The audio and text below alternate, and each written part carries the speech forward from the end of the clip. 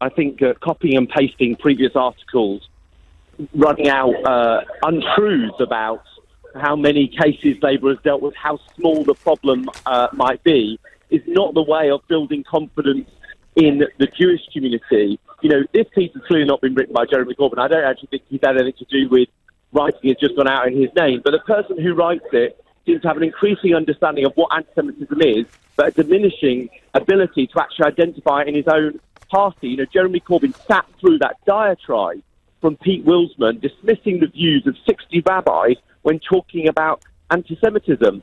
The Labour Party does not know better than Jewish people about what it's like to experience anti-Semitism and what it's like to tackle anti-Semitism. And it's time that we stop lecturing back at Jews and listen to Jews.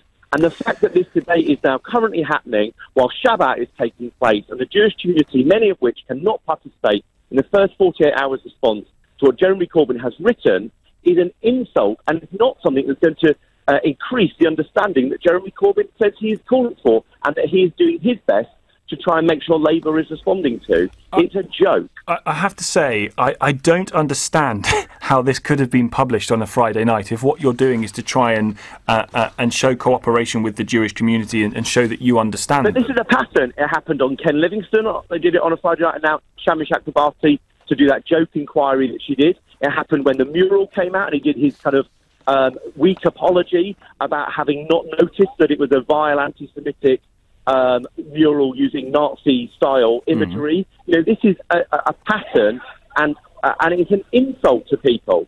You know, most Jewish families should not be thinking about the Labour Party and its policies towards Jews. They should be enjoying their Shabbat dinner last night that came out. The thing is, though, Richard, a lot of people, hang on a sec, Richard, a lot of people will say, if we're now having a row about the timing of a statement with reference to how that impacts on the Jewish community, that is some way off what the original row was about, which was about anti-Semitism going unpunished and unlooked at. But then look at, but the point is it is another way. The whole problem with what Pete Wilson said, not just the spite and venom with which he said it. If Pete Wilson's a senior member of the National Executive Committee, close to Jeremy Corbyn, bragging about his friendship with him to people, is that he was dismissing the views of Jews in identifying and fighting anti-Semitism. This is yet another attempt to do that, because they're excluded from this first 24 hours of the conversation. And then you go into what he actually said. He said things that are untrue about the progress that's being made on disciplining those in the party that have been found to be undertaking in the process of anti-Semitism.